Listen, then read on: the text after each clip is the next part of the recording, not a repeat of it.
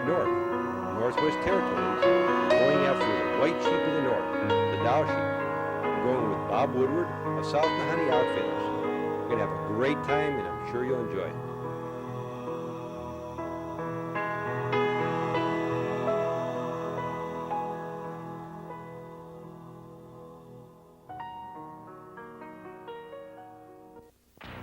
His world is on the water, with rod and reel in hand.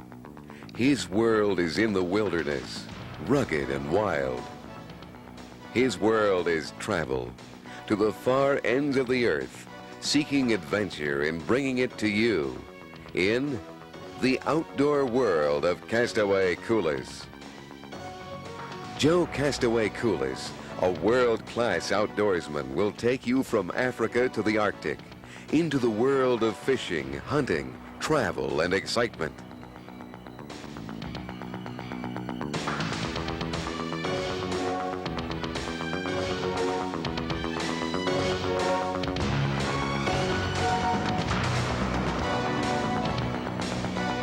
Now you're invited to come along and experience for yourself the outdoor world of Kastaway Kulis.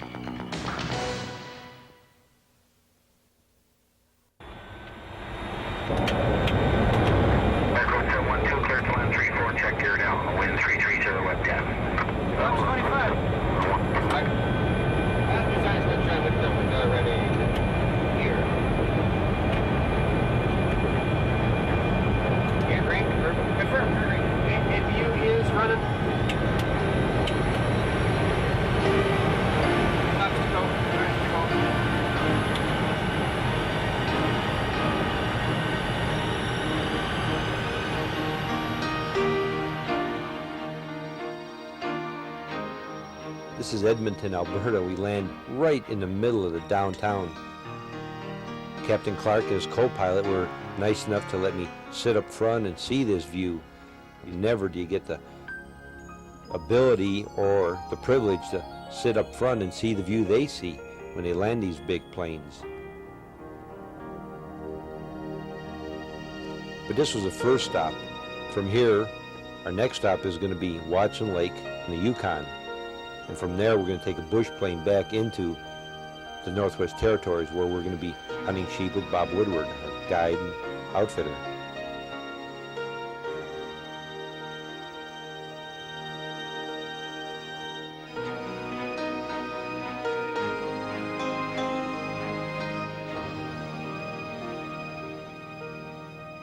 Time Air really provided a nice trip, and the captains were super, getting us up into the area where we're going to spend the next 10 days to 2 weeks back in the mountains.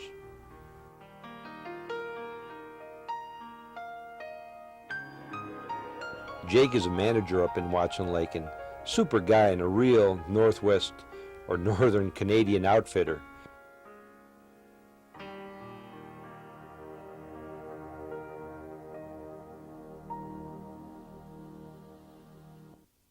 We stayed at the Watson Lake Hotel. People there were very gracious. They had a really neat thing in their backyard. It's a forest of signs from all over the world, really. And you can spend all day looking at this forest of signs. You'd see people that would be there with campers, and there's just Erie, Pennsylvania, and Cleveland, Ohio, where we're from, and just every place that you can imagine. License plates, signs, something to show other visitors to the area where they're from. And the bush plane back into the mountains, boy, that was really spectacular. It was about a 2-hour flight back in this country, unless you have horses, is really impossible to get through. There's just something spectacular about being in the mountains, and once you've been there, you'll always remember it.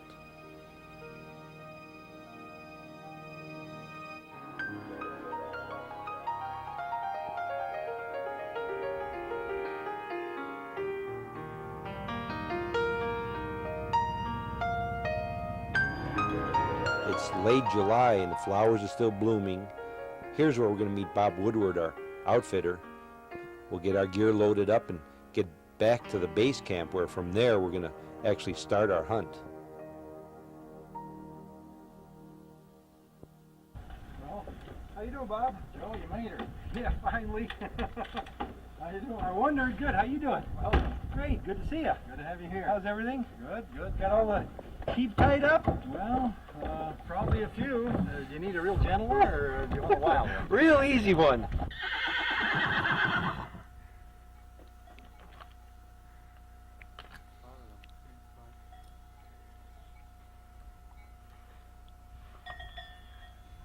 So this is the main camp, Bob, and then from here we...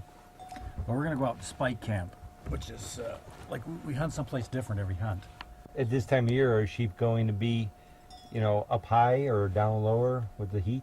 Well, they're usually they usually stay up fairly high where they get the updrafts and stuff on the cliffs. And in some places they'll go up kind of fairly close to the glaciers and stuff, around to about 6. Yeah. And they stayed on the cliffs. When you get on these real steep cliffs, you get from the valley bottoms, you'll get a breeze coming up and Yeah. stuff, and it helps to keep the bugs away from stuff. Pretty long ride back. Where you think we're gonna Yeah, it's probably a fairly long trip. stay long? Yeah, it'll take us a full Yeah. day to get down there.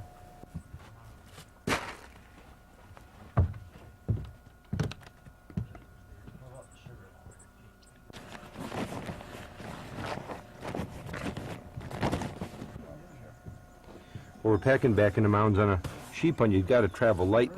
Most of the things we've got along are all down. Of course, I've got a sharpening stone, make sure my knives are sharp. Skeeter scat, so in case mosquitoes, but basically light equipment.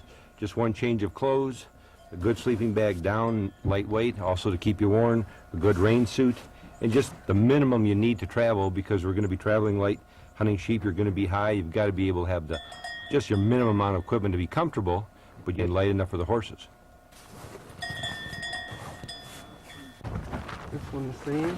I'm kind of tight. Okay. And then we start rolling from this end. Already. This way to get all the air kind of escapes through the top of the sleeve bag. Kind of crush down on everything here.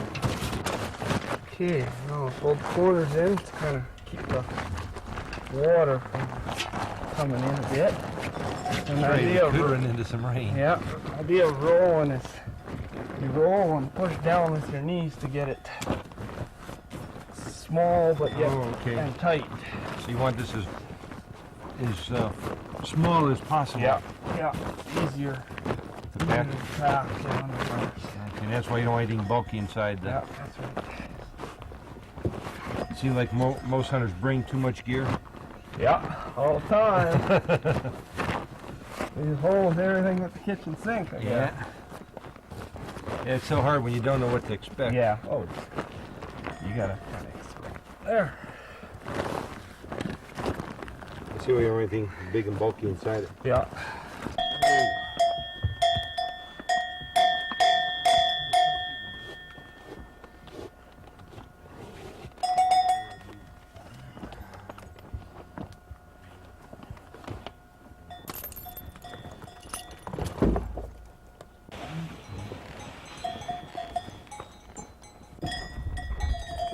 So easy.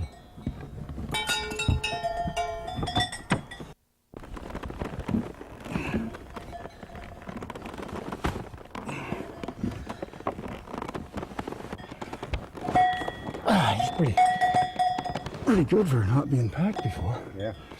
Oh. Okay. Okay.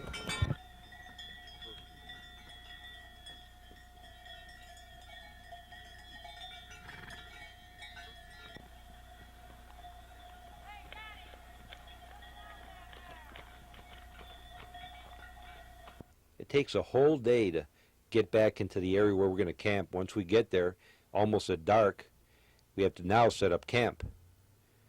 Lucky this time of year, late July, it doesn't get dark till about 11:30 at night, so we're back at camp with enough time to put up tents, and everybody pitches in, and that's what makes the whole trip so much fun. While we're getting things together, the cook is going to make us our supper, and they get the horses out to pasture and ready for the morning hunt.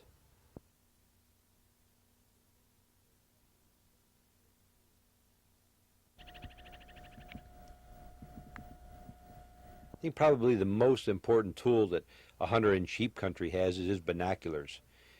You're going to spend probably more time just sitting and glassing, looking in the different areas to find the sheep that are maybe just bedded down, and you're looking for just a small white speck back in the mountains. When I was up on top there last year, I set up the scope and looked way over there, and it's kind of ledgy. There's Yeah, ledges before the glacier. Before the glacier, Yeah, right, and yeah. quite green. Yeah. And it looked really good. Yeah. That's where I seen this one ran by himself last year. But we were busy, kind of working on this one here on the side, so I didn't really spend that much time.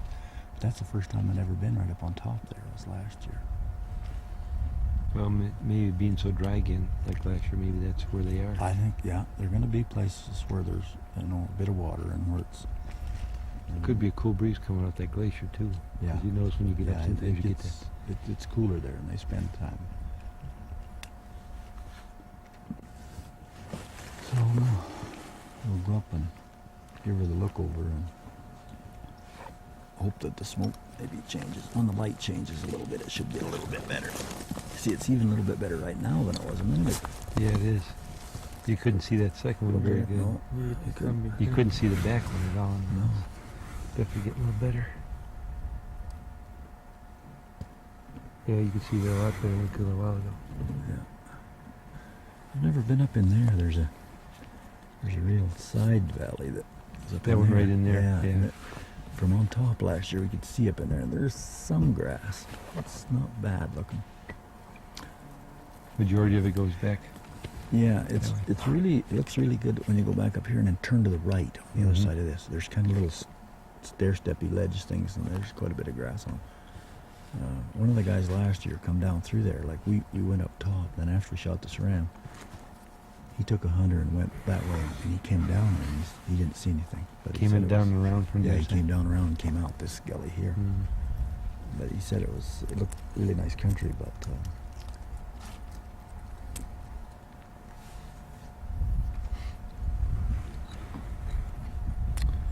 well, I guess so. We got a maximum amount of time. We need to kind of get up there as quick as we can, and then we can kind of decide what we're gonna do once we get up there.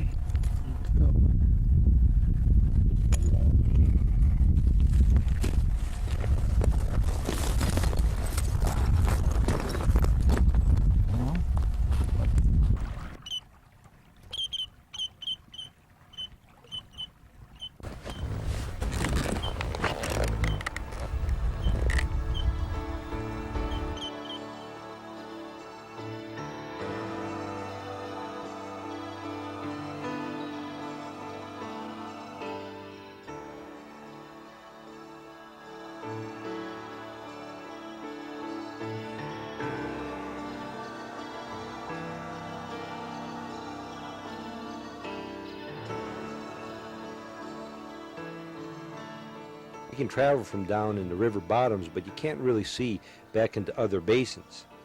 So Dennis and Bob Woodward are going to do some climbing up above us, up to a basin or up to a ridge where they can look down into some of the further basins, hopefully to find some sheep and scout the area out a little bit better.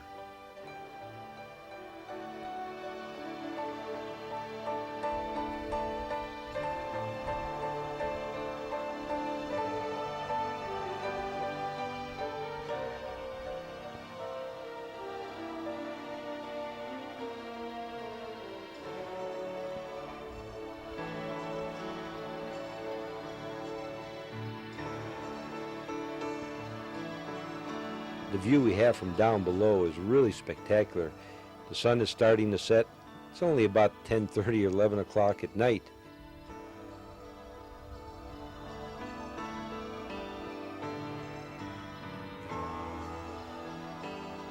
They didn't see anything in that back basin, so now they're headed back down while we continue to glass the other basins from the opposite side of the gorge.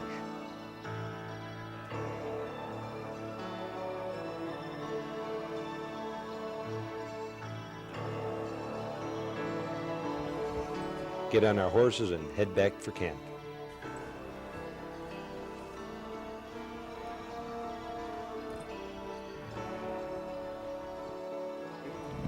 formations there. Have you decided where we're going to go Well, I think I'm going to go back up here and walk up this creek here. Couldn't see it yesterday. It's quite a good creek. That's the one where, A lot of water. We tied up our horses right here. yeah, because there's a little creek, there's a little drainage here, like, and then it goes way back. Like we rode up here yesterday. Yeah. Well, this is pretty darn good country up here, and we couldn't see it. Mm-hmm. It looked like beautiful on both sides. Yeah. The only way Yeah, I did see that on the way out. Little the gate only way to cavern. check it out is just to walk up there. Bob has hunted this area for a long time, and because he has so much area, there's really a lot of it that's unexplored, and it's really neat to go into areas that no one's ever walked before.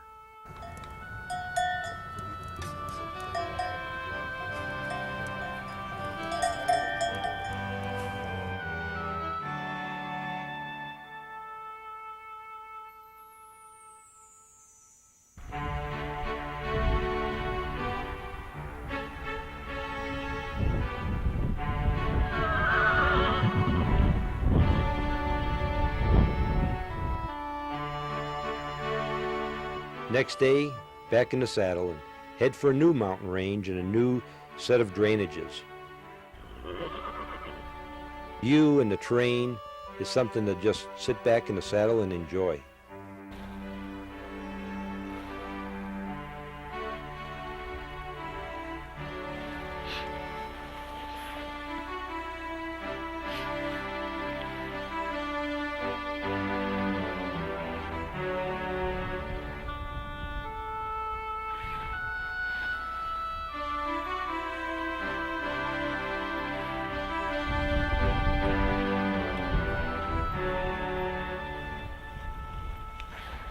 Because you can see into every drainage from down below, we'll ride our horses again, stop, now get off on foot, taking maybe our lunch, our camera, and rifle, and do some mountain climbing. Many of the areas can be dangerous, so it does take a lot of patience and skill and sure-footedness. Good boots are very important. We're using Rockport boots here that have a special gripping surface to them.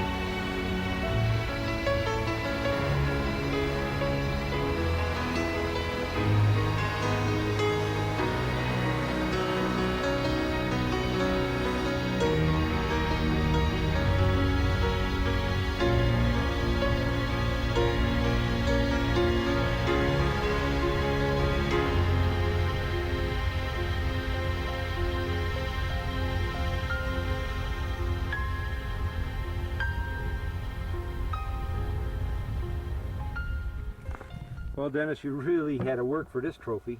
Yes, we certainly did.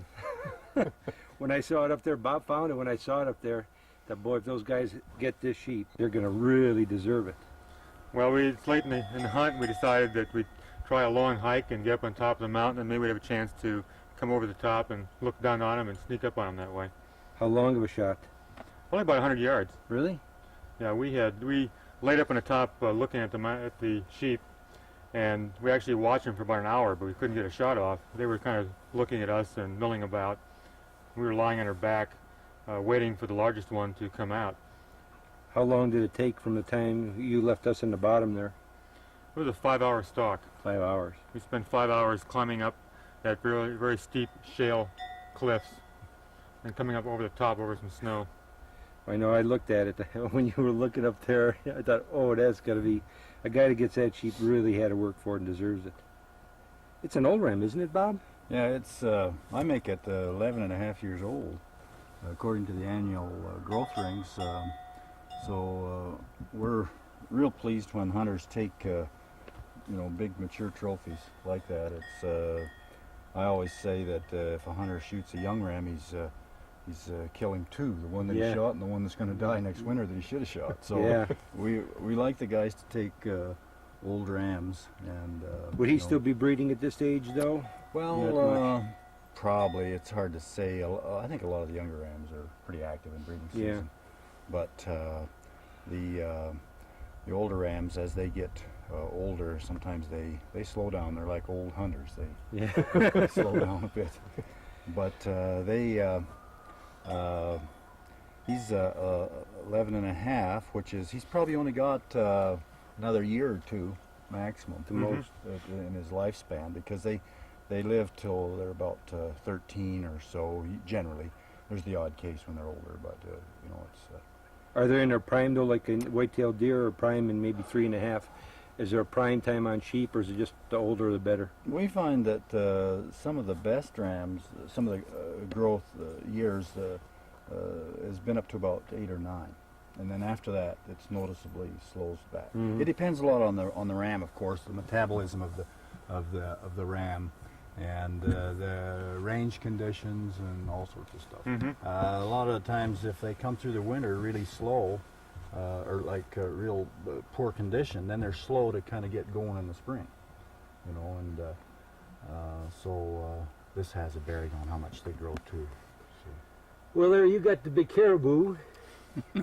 I'd trade This is the two of 'em. last day. You I'd trade trade- 2 of those? Trade 2 caribou for that.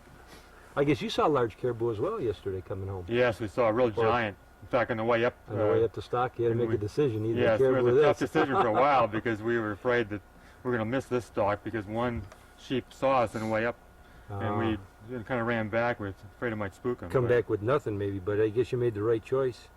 Well, today's the last day. We've got to give our last good go. We need to be back here with 3 more sheep tonight. Yeah, This is legitimately what, a curl and an 8 probably. Yeah, he's well past full curl, really. Like Yeah, how would you judge? where they hook up above the bridge of the nose, and when you look at them in profile sideways, they when the tips come up like that, So from the side, though, Yeah, from the Let me hold it side, here. It's got to be on a line between here Yeah. and the back of the eye. to be Legal? legal, in the Northwest Territories here, they have a 3/4 curl minimum, but we always try and get full curl rams as closely as we can. But then if you took a line from here through the back corner right Yeah. here, so so as he'd long be as legal it- clear back here. so he would have been legal 2 years ago, or Yeah. is that 1 year ago? No, that's the well, no, second year. Yeah, he would have been legal. No, you'd have to really judge by this. Yeah. This less amount to bring it Right, down Yeah, that would. that much. So So he was probably legal he 3 or was, 4 years ago. yeah, when he was probably Yeah. about 5 or 6. So usually they, when they're 6 or 7, they're getting up, approaching. full It takes curl. that about. When does it? What age is normally a legal ram? Well, probably it would depend on the ram, of course, and how tight the curl was, and how much they came up. But they'd probably be legal at say 5 or 6 years old. Well, Dennis, you really lucked out. Not lucked out. You worked for it, and you really deserve this trophy. I tell you. Well, thank you. We certainly did have a long hike. And actually, the hike down was almost as long as the hike up. Really? Yeah, it was very, Coming very down steep. it can be tough, but you really have a great trophy. Well, Dennis, when you look at that ram hanging on your wall, you'll not only remember the ram, you'll remember the trip. Yes, for sure. How tough it was up there. And all the great company, right, Gary? Right. Well, why don't we get on our horses, and we got last day to really hit it. Yeah, we got some Sweet sheep. country to cover today, and Yeah. see if we can find those that we So earlier in the saw week. earlier in the week, and get a whack at them today. Okay, everybody ready? Full of energy? Full of energy. ready for a 5-hour hike up the hill, Larry? All right, let's get on our horses Dennis and will, Okay. go get you're some gonna more. stay here and cook for us, right? That's right.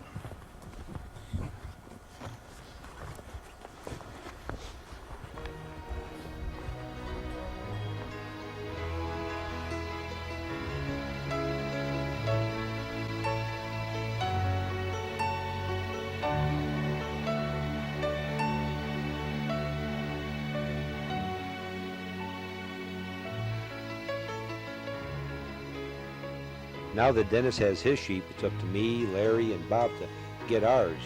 And next week? Well,